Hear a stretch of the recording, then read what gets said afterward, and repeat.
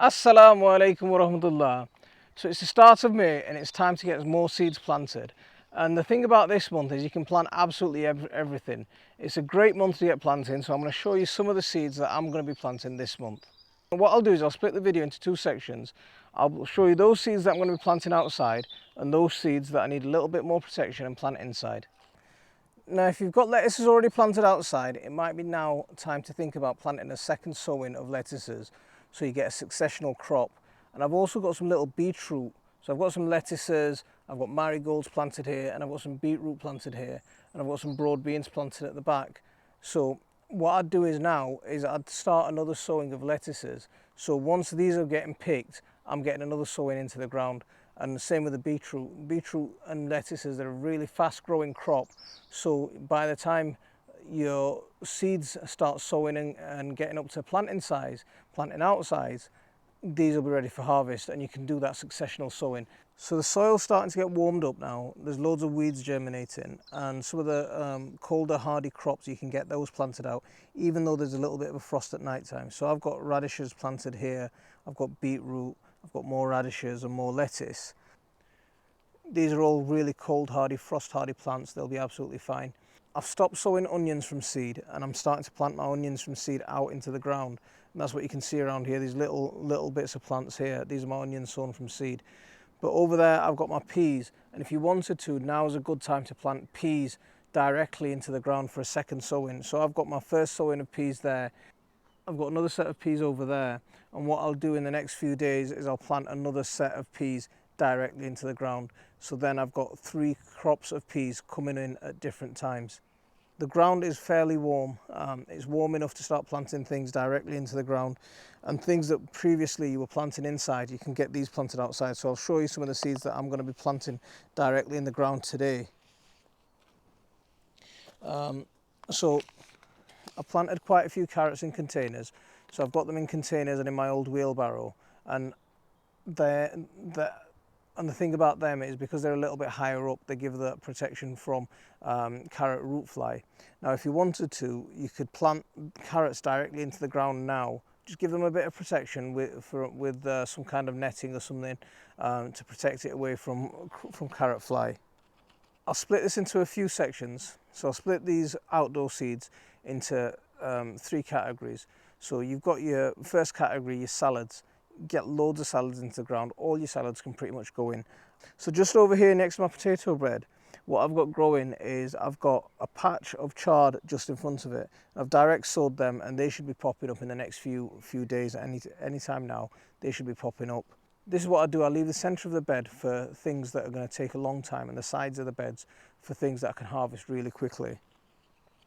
So included in my salads, I mean, from the chard family, from the beetroot family, you've got your spinach, you've got your beetroot, you've got your chard. I've got some spinach directly, so I've got some spinach in module trays, and they're going to be coming out and they're going to be going into the ground in the next few days. As soon as I get some chance, I'm going to do a couple of direct sowings towards the end of the month, and then I've got a successional harvest. The ones that are direct sown tend to bolt a lot less, so that's one of the advantages of direct sowing. So brassicas are a great one to plant now. Cabbages, broccolis, your cauliflowers, plant them directly into the ground. If it's still a little bit frosty towards the start of the month, sow them in module trays. Towards the end of the month, get them out directly in the ground. They'll get up and going pretty sharpish. Some more salads that I'm going to be growing. I've got some mobuna. That's sort of a new one for me. I'm going to be planting that. Radish, of course, radish. Tatsoi is another nice one. That's a nice one that I'm looking at growing. I'm going to enjoy that because I like growing Pak Choy. So you can see the last few of my Pak Choy, my giant Pak Choy that are in my greenhouse. Some of them are starting to bolt, but what I've been doing is I've been picking the outside leaves off. I picked some off to make pakoras the other night, and the pakora video will be coming out pretty soon. I mean, this is one thing that I would say when it comes to May now, it's getting pretty close to stop sowing things like tomatoes and things like chilies. I think chilies it's a little bit past the time. That's my personal opinion. Others might advise different. I always find that if you sow tomatoes in May, that by the time they start fruiting and before, just as they're about to turn red and starting to ripen, the season's coming to an end, or we get hit by blight. So that's one of the things that I'd say about tomatoes and chilies is I'd say that we're probably missing the boat on that one. So come on, now let's get on to some of the interesting plants that I'm looking forward to growing inside the greenhouse. These are the seeds that I've really been looking forward to getting growing this month. These are the ones that you have to be a little bit more careful with and get them started in a greenhouse. And the things that I'm going to go for here are mainly things like squashes. So the cucurbit family, all your squashes, your pumpkins. I've got quite a few varieties here. I've got a honey boat, which is like a marrow. I'm going to plant a watermelon, see how I get on with that. Blue Hubbard squash, uchuki curry. I always get messed up with that one. Cucumbers.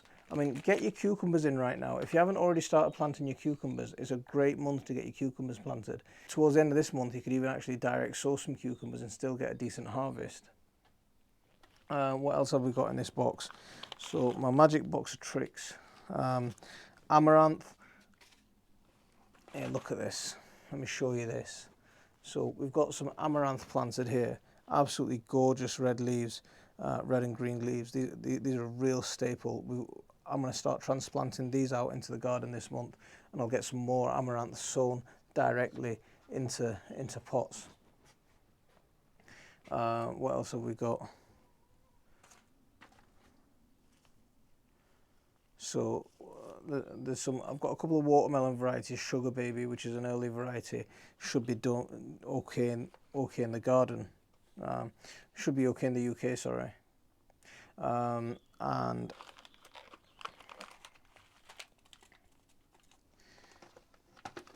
this is one that I'm going to go for now, and I'm going to get these planted right now.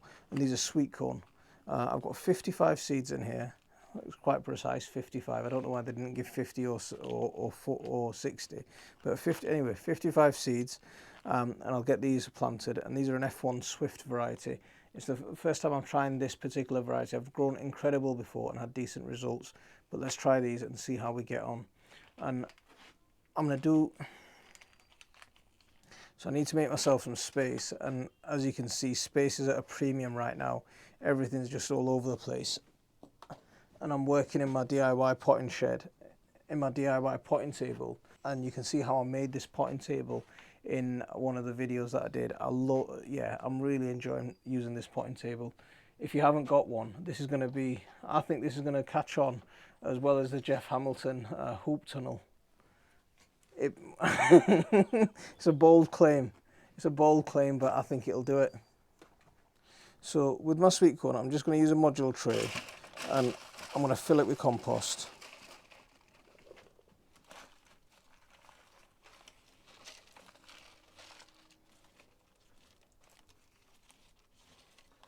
I'm out of pots, which is why I'm going for this module tray. I wouldn't recommend using this module tray if you didn't have to. Ideally, a 2.5-inch pot would have been much better than this module tray, because it'll just give it that place to grow a little bit more before you plant it out. Because sweet corn doesn't really like its roots being disturbed. So now I've got my module tray ready. Let me get my sweet corn ready.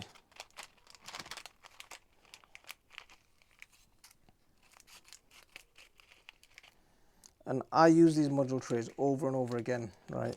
So even though they're falling apart, you don't have to throw them away just because they've got a bit of a crack in them. Use them over and over again. If you see some of the state of the module trays that I use, they're absolutely atrocious. But all I do is double them up when they're falling apart. When one's falling apart on top of another, I just put one on top of the other and use it that way. It gives it a bit more strength.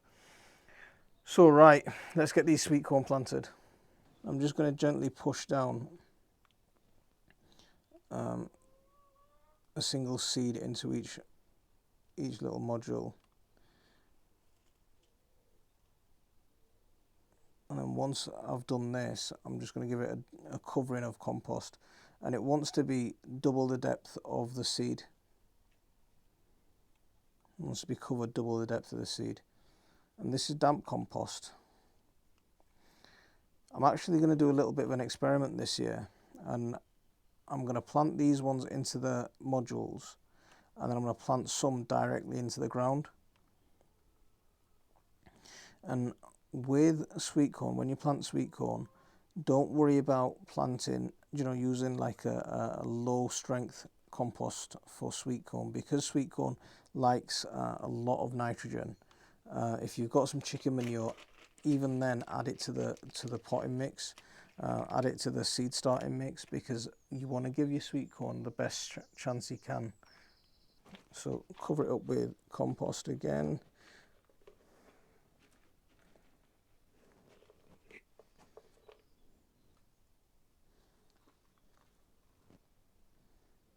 And then I'm going to just firm each little module down. And then I'm going to brush the excess off the top. And that's it. That's my sweet corn planted. Now we get to some of the most exciting ones. Now I'm going to start sowing my magic beans. Now come over and have a look at these.